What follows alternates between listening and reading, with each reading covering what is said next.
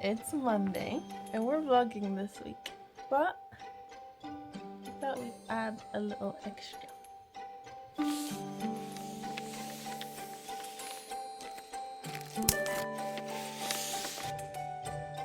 haven't even charged my toothbrush. Oh, you can use mine. Who's gonna go first? Me, because I have to do my hair. Really?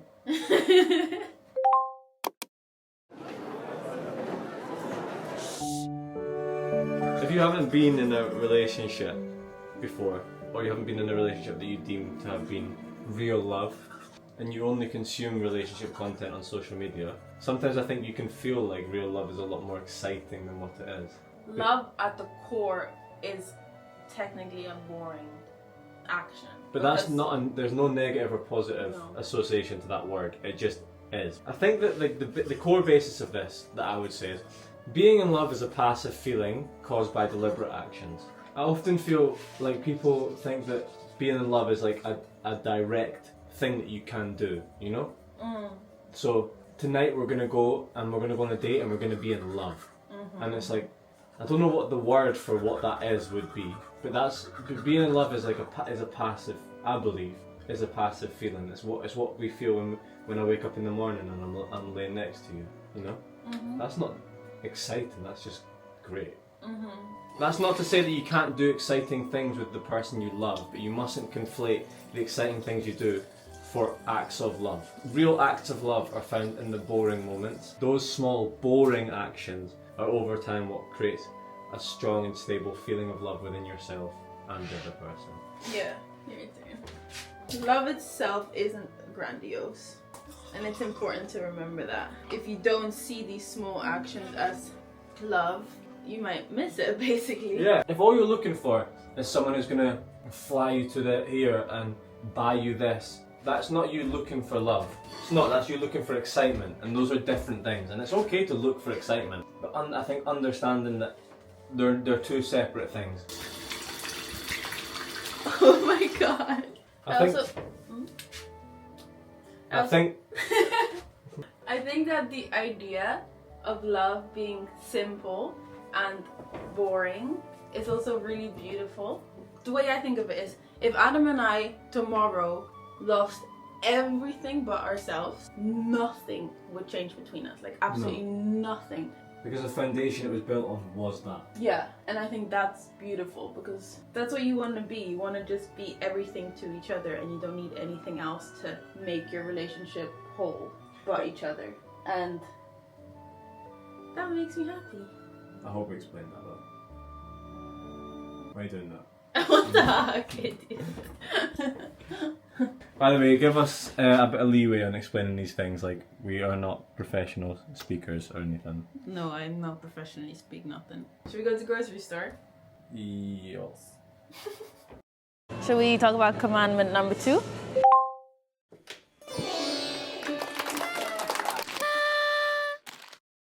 That's something that we've always lived by. No, I tell a lie. That's not something that we've always lived by. That's something we've learned That's to live something by. that we've learned to live by. It's a really important thing in a relationship to not embarrass each other in public. That's just... Oh, you love that! It's really embarrassing to embarrass your partner in public. What we do is when we're with a group of people in public, and if Adam does something that pisses me off, or Adam does something that annoyed me a little bit... Which never happens because I don't piss. Yes. But when you do something... Right. What veg do you need? There should be a stir-fry mix, just get that. If he does something that pissed me off a little bit, I'm not gonna tell him that there and then. I will store it in my brain, remember it, and then when we get home, I'll be like, just letting you know, blah, blah, blah, wasn't okay that you did. But that's what we do. That's a really simple one. Yeah, this is what we're looking for. Oriental stir-fry. This is a family pack, is there not a smaller one? You are my family.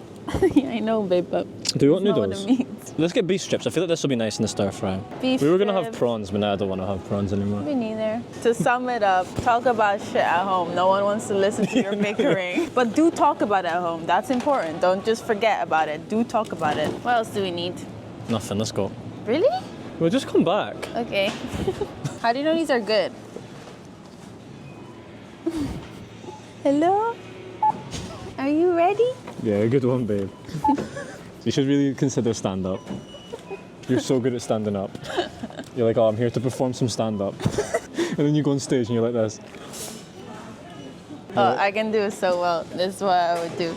Hi, I'm here to perform stand-up.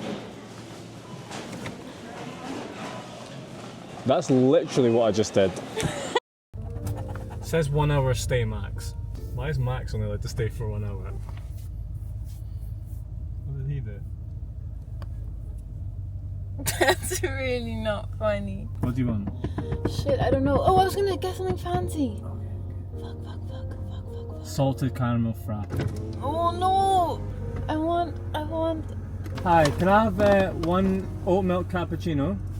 Guys, can I just, in case it's not clear, because I know our words are see, all over the place this video. Just to be clear, all these commandments are ours, okay? It's things that we live by. It's things that we live by. We're not telling you to live by these. You may take inspiration from them. This is just what we do. So if any time in this video we say, this is what you should do, we don't mean it, okay? Just remember this. I'm not a therapist, I'm not your teacher, and I'm definitely not your mum. So I'm not telling you what to do.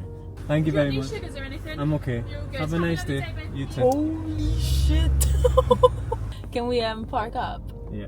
To talk about our next commandment. Commandment number 5. Ye shall suck dick.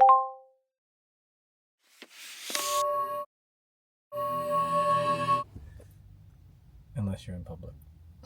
Yeah. The basis is like, if you are together in a doesn't have to be a private space, just not within a group setting. If something bothers you, just say it. Just basically don't bubble anything up and get it over with and talk it through. That's the thing. Don't just say it and then nothing else happens. Say it and talk it through. Hold on, it's bothering me that this isn't straight. I like men. Oh my god, I got a bar. Oh.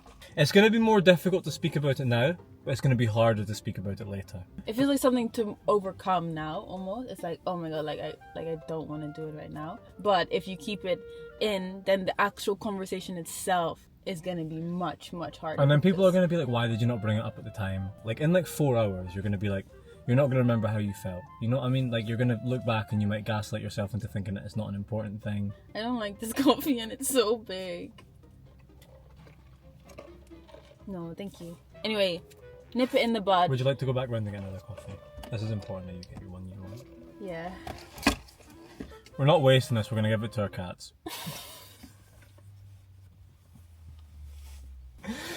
Okay, you can talk about it as I drive back round. Well, is there any more to be said about it? It's super simple. Just don't store your queries that you've got.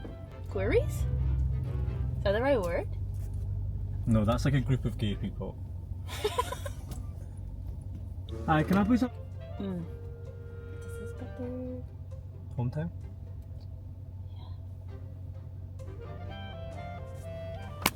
Commandment number 4.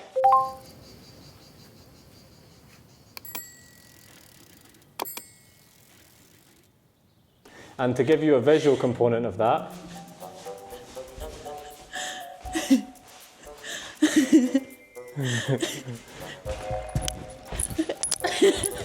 We're gonna make stir fry as we talk about the next component while we share an ass. We have what a horrible the same sentence. ass. We're quickly gonna get the ingredients. What else do we get for it? That's it. You prepare that, I'm going to talk. Okay. So, when you enter a relationship, you're entering a unison. They're literally called your partner. What are you confused about? Where should I start? I need a plan. Okay. So they're literally, you're in unison, they're your partner. I often feel like when I observe other people in other relationships, it very much seems like they're two individuals who happen to be in a relationship. When in actuality, the markers of our relationship and how it's been successful, I believe, is very much because, yes, we are two individuals who have entered a relationship, but then we've proceeded to become a unit as one. My success is Ivana's success, and Ivana's success is my success in every facet of life. And that's something that we've always attempted to do. And I believe that in a relationship, it's absolutely imperative that that selfish tendencies don't rear their ugly head. When you're in a relationship, you're thinking for two, always. Always. That's the thing that we just accepted and actually really enjoy doing. It's what I always say, where I'm like, if you enter a relationship as a team, every win is doubled and every loss is halved. Yeah, I love that one. That's how we extrapolate the best from it, is by becoming a unit. I can't open it. I think, oh shit. Oh shit! The paper, ah! Do you want me to fix it? A lot of girls, when we speak about relationships, have said to me like, oh, how could he do that? He must not be thinking about me. And I think that is because this person is not thinking for two. Like, almost every decision I make is for us together. Unless it's like a really individual one, but that's rare. Like what haircut I'm gonna get. I'm not gonna take Adam into consideration. But you know how they say dress for the job you want? Act for the relationship that you want. If you're planning on being with this person forever, you're gonna be at a certain point raising kids together, living together, sharing a bank account, doing all of these things. Act like that's already happening. Yeah. It's not always rainbows and butterflies, it's compromise. I don't mind spending every day. So yeah. Hey, your butt feels good, by the way. Oh. Fuck, we need to put other stuff in. I thought you were... Wait, quick! Don't put the whole thing in though. Okay. And we need the sauce, we forgot the sauce. Okay, what about the rice? Rice. I love rice. I'm actually curious, if you're in a relationship, or if you have been in a relationship, or if you've just thought about this a lot, if you have any commandments in your area of love that you stand by, I'd really, really, really like to hear them actually. So if you could comment them down below, I would love to read them. Yummy! Scrummy. Can we take our trousers off now? What? We should maybe do that after we eat. What? Oh, these. Yeah. Oh, yeah. Anyway, I hope that visual representation helped you guys to understand. Yeah, Adam got a big old fetish. Just remember, when you're entering a relationship, you're not to make it too daunting, but you're entering a soul tie. No, literally. As much as it's casual and fun, it's also like kind of deep. You know what I mean? Like I have the power to ruin your life. I don't mean it in a bad way. No, I'm saying it's a lot of responsibility to be in a relationship and you have to respect that. Spoon or fork? Spork. We don't have a spork. Spawn. We should... Okay, fucking stop. Okay, guys. Ta-da! Stir fry with love. Number 5.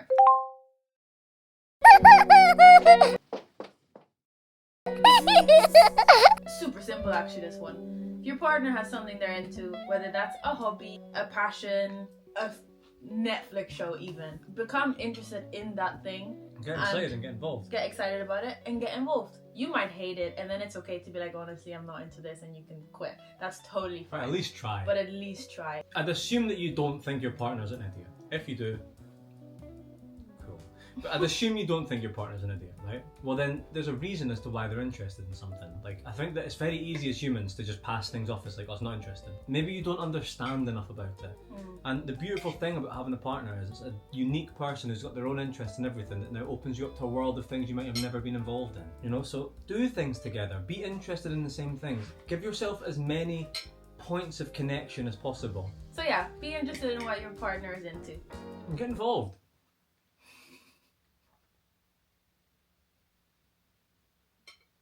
He said that like such a Disney Channel, like. And get involved! That was the last commandment for today. Make sure you stick around for number 10, because that's the only way we got a relationship to work. We were going to break up before we implemented number 10. We're gonna finish eating this, do the dishes, go to bed, and we'll see you tomorrow. Are you ready? Yeah. Are you sure? Yeah. Okay. No, you're not going to catch. I'm gonna catch you, go. Okay. 3, 2, 1. Oh, wait. Rule number 6. Trust wholly and fully. You ever see those videos of people who jump off diving boards and they stop at the last minute and they slip and they bang their back on the diving board, and the only reason they hurt themselves is because they didn't commit wholly? If they jumped and they didn't land in the water properly, it might have felt like a slap or something. At least they could have gone, oh well, at least I jumped. But because they only half committed, they smashed their flipping back off the hard concrete thing and then fell into the pool, which was even worse. But they never know. If they had ran and committed fully, they might have done the most beautiful dive ever and landed ever so perfectly without a splash. Basically, what I'm trying to say is, if you don't give 100%, you'll never know what you could have got, and you might just end up doing more damage in the process. If you don't give everything to the other person, then you're never fully in it, and that way you're always thinking of a what if it doesn't work. And I don't think that's beneficial, because what if it does? To be in love and to be wholly in love and to be romantically in love is to allow someone else to have the power to snap your heart in two at any moment and trust them not to. It's a little bit scary. No, it's extremely scary. It's extremely scary, but it's worth it. And it's brave. It's brave. It's not just brave to love, it's brave to allow yourself to be loved. And to allow yourself to be loved, you need to let go. And you need to allow the other person the space and the resources, which is your full commitment, to love you. You're gonna walk? Yes. Once my back is healed. Fuck, now I'm doing my back out too. I don't even know what number we're on anymore. Seven.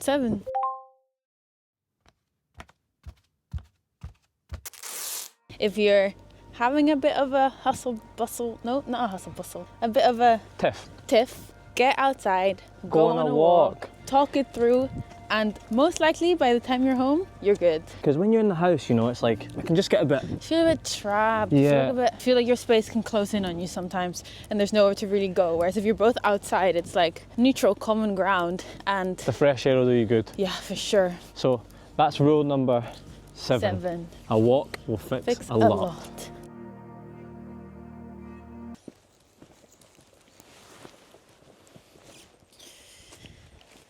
Rule number 8. You don't need your partner to think you're cool. Now, what we mean with this is that your partner is the one person where you want to be 100% comfortable with. And I don't think, personally, that any person, every part of that person can be quote unquote cool. I think every person has their little quirks, every person does their little embarrassing things, every person likes to have a little dance battle where they might not be so good at it. And that is so beautiful about a person. Now, of course, you might want to impress your partner at the beginning of a relationship. I definitely did. But once you're in it, it's so important to be wholly authentic about who you are, and that might not be the coolest, but that's okay. Like, I think that it's best to get the embarrassment out of the way in the early stages. At least that's what I did. And I think that you present yourself to someone, maybe not on the first date, maybe not on the second date, but ease it in towards the third, the fourth, the fifth, the sixth, and show a person that you're okay to not be cool, you know? And yeah.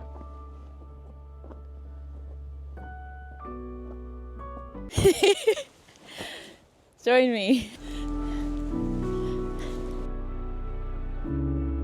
Number 9.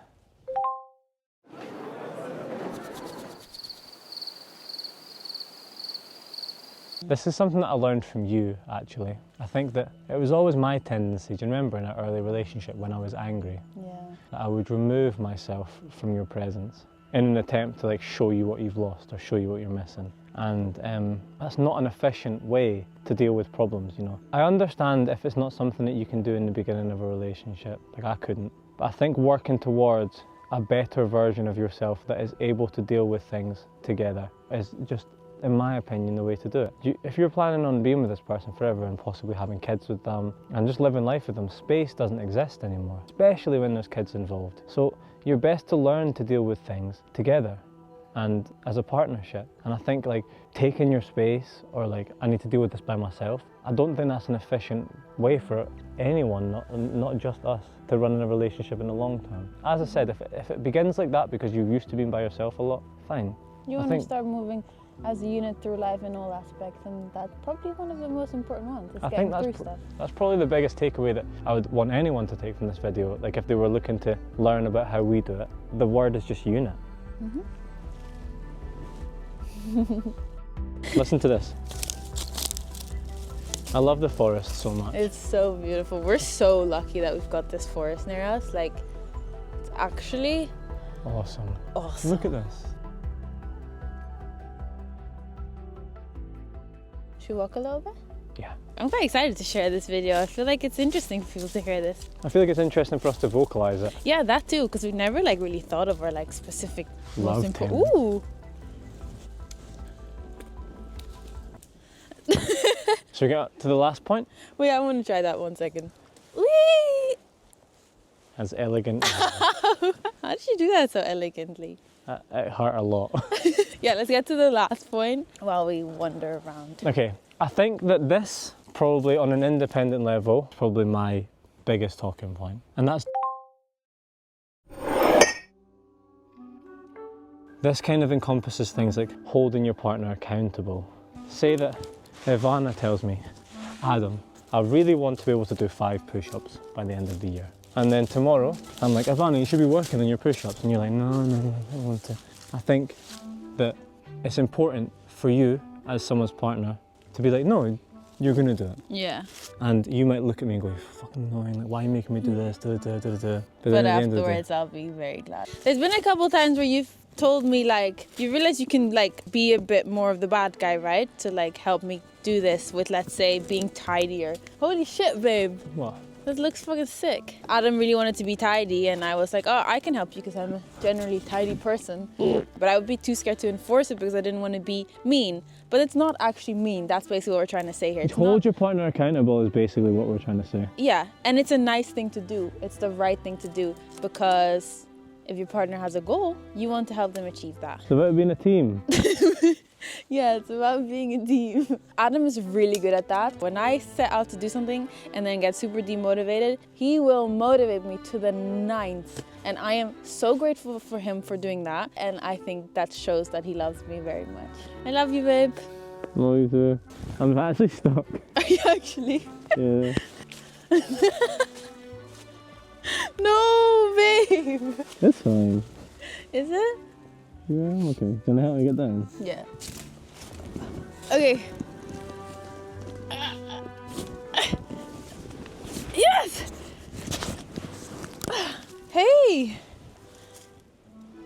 That was really good. Okay, bye guys. Bye guys. We love you, by the way. A lot. I don't. Yes, you do.